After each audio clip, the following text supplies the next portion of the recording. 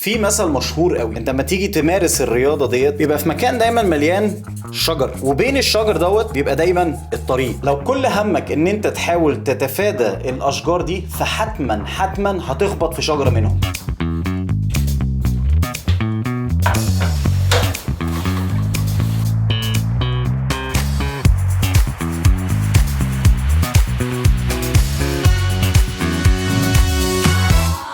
النهارده يوم للاسف ضيق قوي، يوم صغير جدا، لان انا النهارده هعمل بصراحه حاجه من الحاجات اللي اتكلمت عليها كتير قبل كده، الحاجات اللي بتسبب لي متعه وبتديني طاقه لباقي الشهر، فعليا لمده شهر كامل يبقى عندي طاقه رهيبه ان انا اعمل حاجه تانية وانجز وكده، الا وهي لعب التنس. النهارده عندي بطوله تنس بالظبط كمان نص ساعه، علشان كده انا بشد المضرب. البطوله هقعد فيها على الاقل 6 ساعات، فاليوم عندي ضيق جدا ان يكون في محتوى فلوجينج او حاجه الواحد يقدمها، ولكن يعني هلاقي طريقه. بس يعني اللي انا عايز اقوله، بعتذر لو الفيديو ده صغير وما فيهوش فعليا يعني حاجه كتير تقدم، ولكن اهم حاجه احنا بننتج يعني الفيديوهات بتنزل، فدي بالنسبه لي عندي اهم حاجه يعني. صح. الفكره بقى ان انا مش عارف اشتغل طول ما الاخ ده تحت. المكنه دي وزنها بتاع مثلا 40 كيلو ولا حاجه، فعليا يعني 40 45 كيلو، فانا بخاف على الواد دوت يشد اي حاجه تقع عليه. بتاكل ايه؟ انت جبت البسكويت ده منين؟ من على الارض؟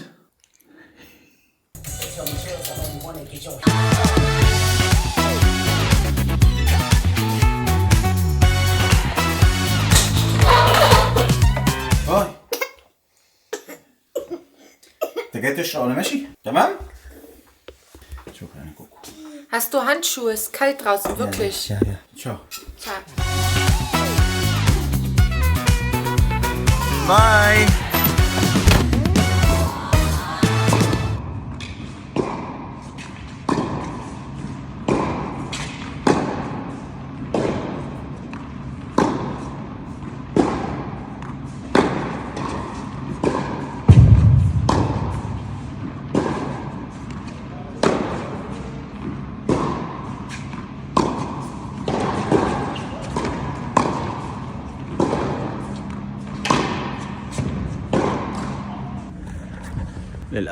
للاسف اول ماتش خسرته عشان امبارح قعدت العب كتير قوي، تعبان مش قادر.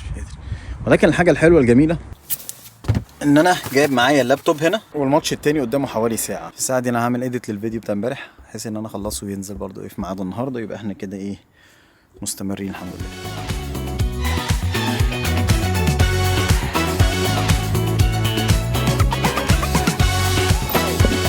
قعدت بصراحه في مطعم جامد قوي.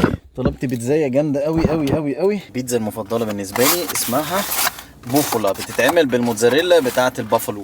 عارفين الجاموسه البافالو؟ الموتزاريلا البيضه دي غير الموتزاريلا اللي تحتها، حاجه بافالو يعني. المهم دلوقتي انا هرجع على البطوله علشان عندي الماتش رقم 2.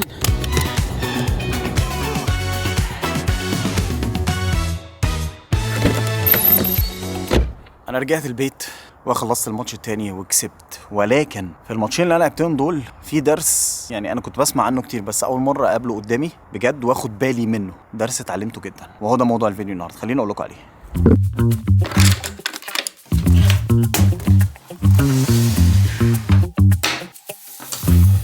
في رياضة السكينج او اللي هي التزحلق على الجليد، في مثل مشهور قوي، انت لما تيجي تمارس الرياضة ديت بيبقى في مكان دايما مليان شجر، وبين الشجر دوت بيبقى دايما الطريق. لو كل همك ان انت تحاول تتفادى الاشجار دي فحتما هتخبط في شجره، ولكن اذا كان هدفك الاساسي او تركيزك الاساسي هو فقط على الطريق اللي هو بين الشجر، حتى لو الشجر بيبقى يمين شمال الطريق ولكن انت مش شايف غير الطريق، مش شايف الشجر، 100% هتعدي الطريق ده، واحتماليه ان انت تخبط في شجره بتبقى بنسبه ضعيفه جدا تكاد تكون معدومه. وده بالظبط اللي انا قابلته امبارح في الماتشين اللي انا لعبتهم. يعني اول ماتش حصل معايا حاجه، مع اني يعني خسرت بفرق نقط بسيطه جدا، ولكن حصلت معايا حاجه خلتني اعيد تفكيري وانا بلعب الماتش التاني، وحظي ان انا بلعب اتنين نفس المستوى، الاتنين نفس الرانك نفس الترتيب نفس المستوى، الا وهو ان انا وانا بلعب الماتش الاولاني 80% من اللعيبه ما بتشوفش قدامها غير الشبكه دي، ونفترض ده اللعيب ايه وهنا اللعيب كريم. انا علشان نسيت افكر في الموضوع ده، كان كل تفكيري دايما وانا بلعب الكوره ان انا احاول اعدي الكوره فوق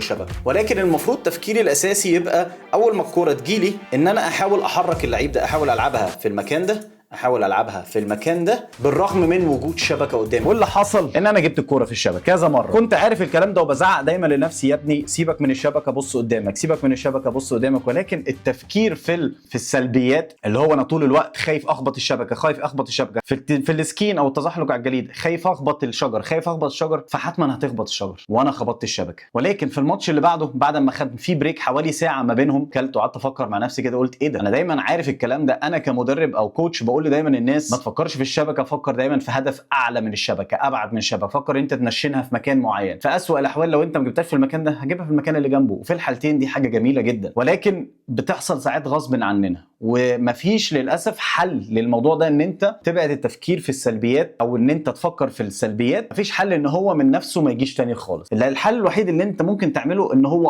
قصدا تفكر في الايجابيات، فبالتالي هتبعد عن السلبيات. علشان كده انا الماتش اللي بعده كل تفكيري كان ان انا احرك اللعيب، ما اعملش اخطاء قليله، الكوره تبقى فوق الشبكه بمسافه كافيه جدا ان انا ما اخبطش الشبكه، وبالتالي قدرت ان انا اخبط التارجت او اوصل للهدف بتاعي، احرك اللعيب، اكسب، اجيبه يمين، اجيبه شمال، اجيب الكوره قصيره، وكسبت الماتش على فكره بسهوله جدا عن الماتش الاولاني. الماتش الاولاني خد ساعتين كاملين، الماتش الثاني خد ساعه وربع بالظبط، وده كان الفرق اللي حصل معايا. علشان كده من اقرب الامثله برضو اللي حصلت معايا امبارح هو ان انا طول الوقت من ساعه ما بدات الديلي فلوجينج، يعتبر كده الجزء الثالث لان انا عملت ديلي فلوجينج مرتين قبل كده، المره دي وانا بعمل ديلي فلوجينج انا بفكر كل يوم هل هقدر استمر ولا لا، هل هقدر استمر ولا لا، طب اخد يوم اجازه ولا ما اخدش، طب في مشكله لو انا خدت يوم اجازه هل مثلا الناس هتتضايق، طب انا اصلا بادئ الديلي فلوجينج دوت ليا انا علشان ابقى برودكتيف، انتج اكتر. حصل للاسف ان انا ما نزلتش فيديو امبارح لان المشاهد اللي انتوا بتتفرجوا عليها حاليا دي بعد البطوله بتاني يوم، البطوله كانت امبارح. فالهدف يعني من الفيديو بتاع النهارده، انا اسف بس على الرسمه المعفنه دي، ولكن حاول ان انت ما تركزش في حياتك على الشجر او العوائق اللي قدامك، وركز بس في الطريق وخلي عينك عليه 24